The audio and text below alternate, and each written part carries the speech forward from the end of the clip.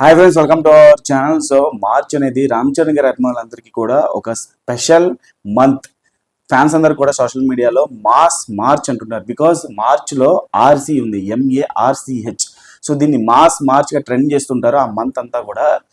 March 27 తారీఖున రామ్ చరణ్ గారి బర్త్డేకి, అంటే రామ్ చరణ్ గారు ఆ ఇయర్లో ఏ సినిమా అయితే చేస్తున్నారో ఆ సినిమా తాలూకు అప్డేట్ అనేది మనకి వస్తుంటుంది. అలాగే దాని తర్వాత కాంబినేషన్ తాలూకు అప్డేట్ కూడా వస్తుంటుంది. సో ప్రీవియస్ ఇయర్ మనం చూసుకుంటే చరణ్ అన్న బర్త్డేకి మనకి హోలీకి, అంటే మార్చ్ 25వ తారీఖున హోలీ పడింది అప్పుడు.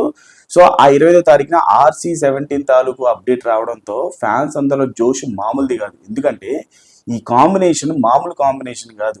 బికాజ్ గతంలో రంగస్థలంతో నాన్ బాహుబలి ఇండస్ట్రీ హిట్ కొట్టారు. అంటే మొదటి ఇండస్ట్రీ హిట్ సుకుమార్ గారు అంతకుముందు చాలా మంది స్టార్ హీరోలతో చేసిన, రామ్ చరణ్తో చేసినటువంటి సినిమాకి మాత్రమే ఆయనకి ఇండస్ట్రీ హిట్ రేంజ్ లో సినిమా బ్లాక్ బస్టర్ అవ్వడం, కలెక్షన్స్ రావడం జరిగింది. సో మొదటి ఇండస్ట్రీ హిట్ అయితే సుకుమార్ గారికి రామ్ చరణ్ గారి వల్లే వచ్చింది. సో అటువంటి కాంబినేషన్ మళ్ళీ పట్టాలెక్కుతుంటే నాట్ ఓన్లీ ఫ్యాన్స్, జనరల్ ఆడియన్స్కి రంగస్థలం అనేటువంటి సినిమాని, చిట్టుబాబు అనేటువంటి పాత్రని ఇష్టపడేటువంటి అభిమానులందరికీ కూడా, సుకుమార్ గారి డైరెక్షన్ అంటే అభిమానులందరికీ కూడా, ఇష్టపడేటువంటి అభిమానులందరికీ కూడా ఈ కాంబినేషన్ మీద హై ఎక్స్పెక్టేషన్స్ ఉన్నాయి. సో ఈసారి బర్త్డేకి కూడా ఒక నెక్స్ట్ లెవెల్ ఆఫ్ అప్డేట్ రాబోతుంది. ఒక కాన్సెప్ట్ పోస్టర్ని దంచుతున్నారు సుకుమార్ గారు. మళ్ళీ చెప్తున్నాను, పోయినసారి హోలీకి, ఆ రోజు హోలీ పడింది మార్చ్ 25వ తారీఖు. ఆ రోజు this combination will add new colours to Indian cinema అనేటువంటి అర్థం వచ్చేలాగా, హైప్ వచ్చేలాగా ఈ కాంబినేషన్ని అనౌన్స్ చేయడం జరిగింది మైత్రి మూవీ మేకర్స్ వాళ్ళు. ఆఫ్టర్ రంగస్థలం రామ్ చరణ్ని అట్టట్ట వాడుకుంటేనే ఆయన బ్లాక్ బస్టర్ కొట్టేశారు. ఏ విధంగా అంటే రామ్ చరణ్ని వాడుకుంటే ఏ రకంగా కలెక్షన్స్ వస్తాయనేది సుకుమార్ గారికి కూడా షాక్ అయినటువంటి సినిమా. బికాజ్ అంతవరకు ఆ రేంజ్ బ్లాక్ బస్టర్ సుకుమార్ గారికి పడలేదు.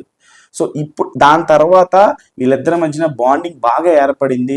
సో ఇప్పుడు ఆఫ్టర్ పుష్ప సుకుమార్ గారు రామ్ చరణ్ గారితో సినిమా చేయబోతున్నారు. అది ఇండియన్ సినిమాలోనే, అంటే ఎప్పటి వరకు ఏ డైరెక్టర్ కూడా, ఏ హీరో కూడా, ఏ కాంబినేషన్ కూడా ఎక్స్ప్లోర్ చేయనటువంటి ఒక కొత్త జానర్ని వీళ్ళు చేయబోతున్నారు. ఒక ఇండియన్ సినిమా స్థాయి ఇదా అని ఆలోచింపజేసే రేంజ్లో ఈ సినిమా ఉండబోతుంది. అసలు రామ్ చరణ్ గారి హార్సింగ్ క్యాపబిలిటీ కానీ, ఒక ఓర్రమ్మాస్ కైండ్ ఆఫ్ ఫైట్స్ కానీ ఉంటాయి, కానీ ఓర్రమ్మాస్ కైండ్ ఆఫ్ ఫైట్స్ కానీ అవేం ఉండవు. ఒక హీరోయిక్ ఎంట్రీ కానీ ఇవేం ఉండదు. ఇవేం లేకుండానే సుకుమార్ గారు ఇండస్ట్రీ కొట్టారు. ఇంకా ప్రిపేర్ అయ్యి వస్తున్నారు. రామ్ చరణ్ గారిని ఎలా వాడుకోవాలో ఆయనకి అర్థమైపోయింది ఆఫ్టర్ రంగస్థలం. సో ఇప్పుడు అసలైనటువంటి వాడకం అంటే ఏంటో చూపిస్తారు ఈ సినిమాతో.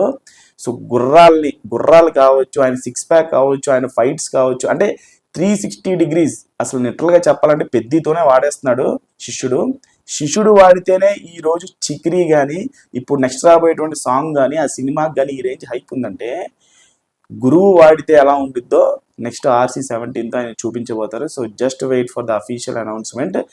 ఆ రోజు కాన్సెప్ట్ పోస్టర్ వస్తుంది.